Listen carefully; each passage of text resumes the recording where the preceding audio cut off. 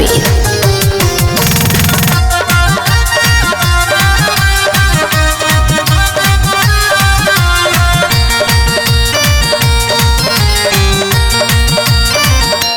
मंदिर सज धज के तैयार, हे जननी सिंह पर भ के सवार, हे मैया अभियौ ने, हे मैया अभियौ ने, दरस देखबियौ ने, आब अंठबियौ ने।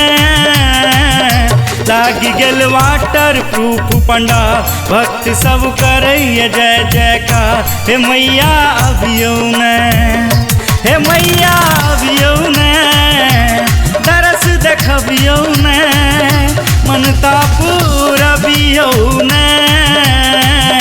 हे मैया अभियौ ने, हे मैया अभियौ ने, हे मैया अभियौ ने, हे मैया अभियौ ने।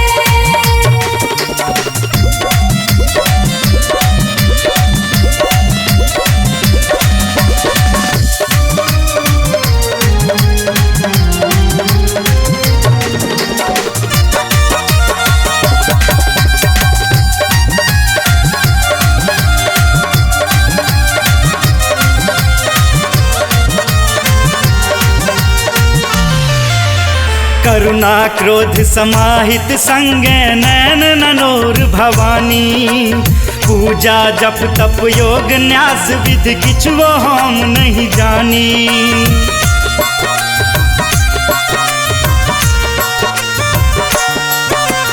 करुणा क्रोध समाहित संगे नैन ननोर भवानी, पूजा जप तप योग न्यास विधि किछुओ हम नहीं जानी।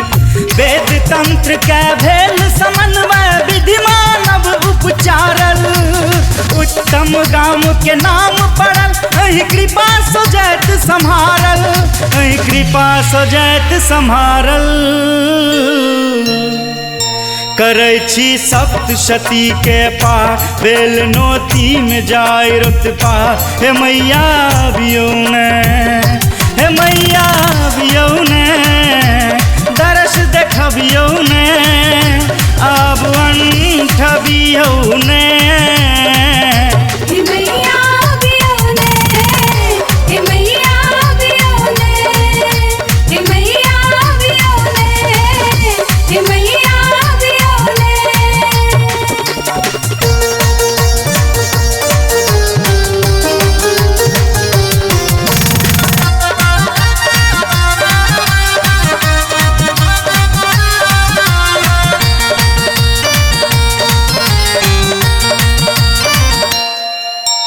पैर पजनिया रुन झुन बाजे, कर मोती में कंगना, सरस्वती लक्ष्मी के संग माँ अभियौ अपन अंगना।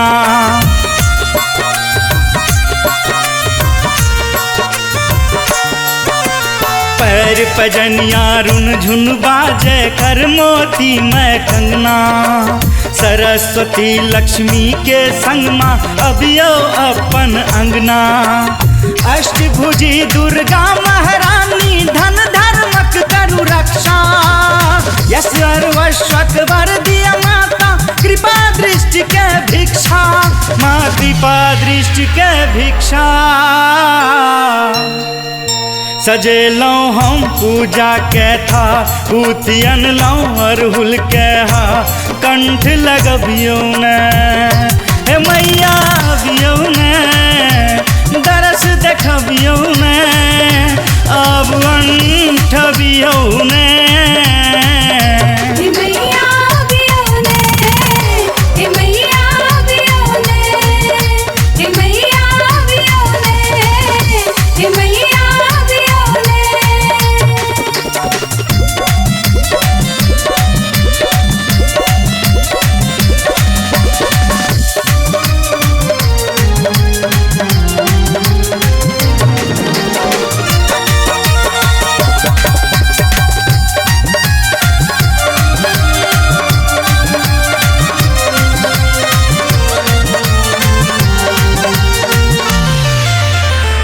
पूजा में गाम आबी हम कीर्तन माँ के गेबई। यश अपयश भरी सालक मैया तोरे आबी सुनेबई।